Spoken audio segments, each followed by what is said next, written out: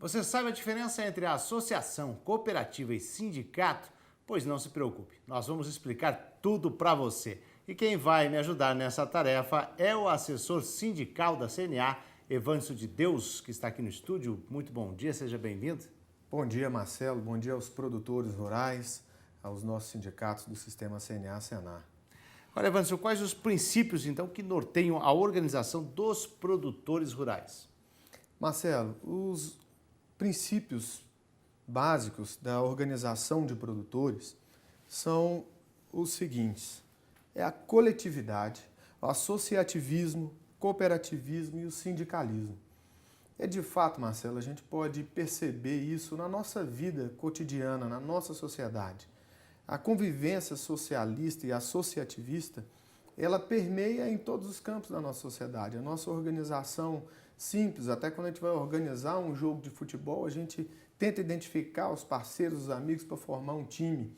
E esses princípios trabalham exatamente em cima disso, de como que a gente pode se organizar para atingir um objetivo, uma finalidade que é necessária para o nosso setor. Então, dentre esses princípios, nós temos lá, eu acho que eu dei 2 toques aí, passou, temos os objetivos. É só a gente voltar uma tela antes aí. Isso, os objetivos. Qual é que é o objetivo desse associativismo? É promover a transformação social. Então, conviver em sociedade é transformar o meio onde você vive em prol dos objetivos comuns, né? Então, isso está dentro da coletividade. O que eu penso que vai ser bom para mim tem que ser bom para os outros. Quando a gente pensa em toda a questão, principalmente o produtor rural, na qualidade dos alimentos, no meio ambiente, ele não está tratando somente da atividade dele, mas de um todo, da coletividade. Entender e influenciar as políticas. Então, essas pessoas que se identificam com o associativismo, com o sindicalismo, com o cooperativismo, elas se identificam com essas demandas e automaticamente elas vão buscar influenciar de forma positiva e coesa todas essas condições políticas para a melhoria da condição social.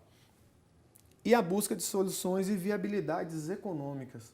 Então, esse é mais um dos viés que levam os produtores rurais a se organizarem para atingir objetivos comuns, tá? Então, além disso, nós temos o que favorece o associativismo. Isso, Marcelo, é uma coisa muito importante. Eu posso até citar um vídeo seu que eu assisti um dia desses, em que você fazia uma matéria fora do Brasil e que você falou assim, hoje eu estou aqui filmando, eu sou o câmera e sou o repórter.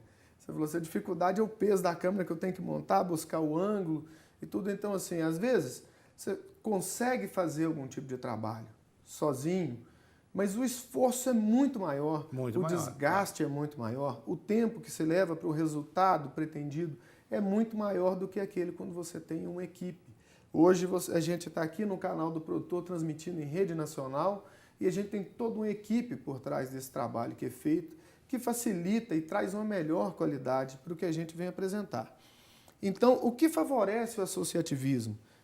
Comparecer nas reuniões e atividades associativistas, abdicar da timidez e expor as ideias. É importante que o produtor rural relate as suas experiências, a sua opinião, né? Ouvir as ideias dos colegas, trocar experiências. Esse é um outro importante, ponto. hein? Exatamente, na reunião, onde você tem vários produtores de vários segmentos e ramos da agricultura, é importante você trocar essas experiências, né?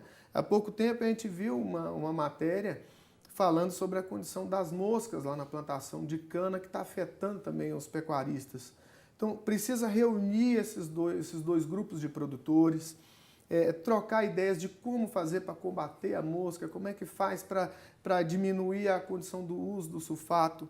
Então, todas essas ideias e respeitar as opiniões é importante nessa condição. E defender a decisão da maioria, mesmo que não seja daquele produtor individual. A coletividade é o que interessa, né? Então, isso favorece muito. Assumir responsabilidades. Então, hoje no nosso meio, tanto sindical como nas associações, nas cooperativas, o importante é que as pessoas assumam o seu papel. As pessoas que se organizam em associações identificam as qualidades. Precisa dessa proatividade, Marcelo. E que as pessoas realmente se comprometam em fazer. Se comprometam em levar, em buscar soluções, estudar os assuntos e valorizar e contribuir com o planejamento das ações a serem realizadas. Não existe ação em conjunto em que não haja o planejamento, né? Outro dia, o nosso coordenador do departamento sindical esteve aqui e falou sobre o planejamento de organizações sindicais e tudo. Então, isso faz parte, tá? Reconhecer os talentos de associados.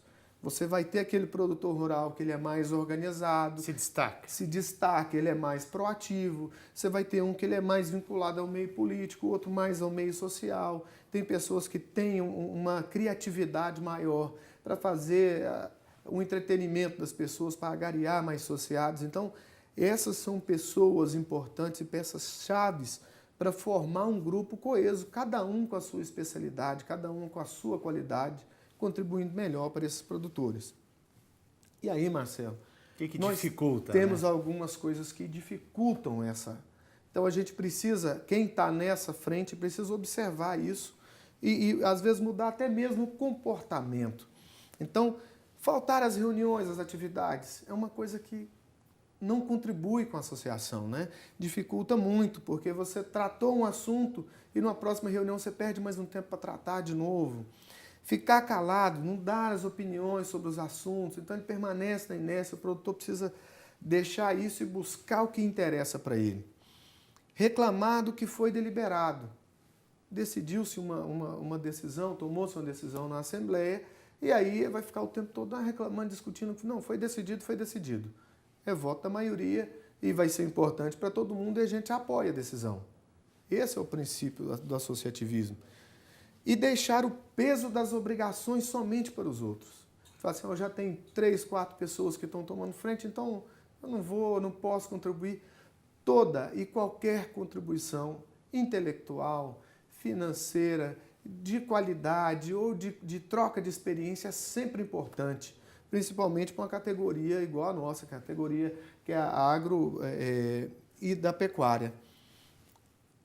E aí, a gente também vê no meio essa pergunta, o que eu ganho com isso?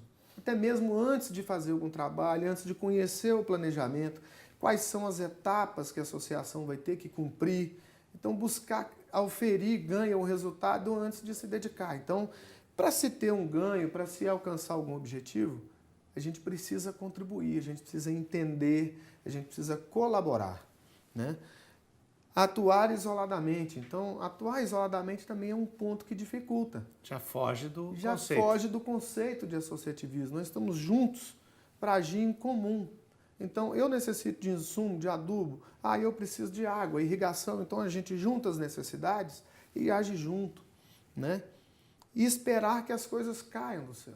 Então, hoje a gente vive uma dificuldade. O planejamento, principalmente no uso de recursos hídricos, é uma parte importante para os produtores rurais. E isso precisa ser planejado em conjunto. Se eu tenho dificuldade na minha propriedade, vamos buscar novas experiências, o que pode ser feito. Temos trabalhos maravilhosos aí elaborados em conjunto com a Embrapa, o Senar, com curso de boas práticas.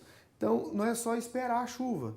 Práticas que antecedem isso pode ajudar na produção, certo? E aí temos os tipos de organização rural. Então, nós temos 3 tipos de organização junto ao rural, que é a associação, a cooperativa e o sindicato.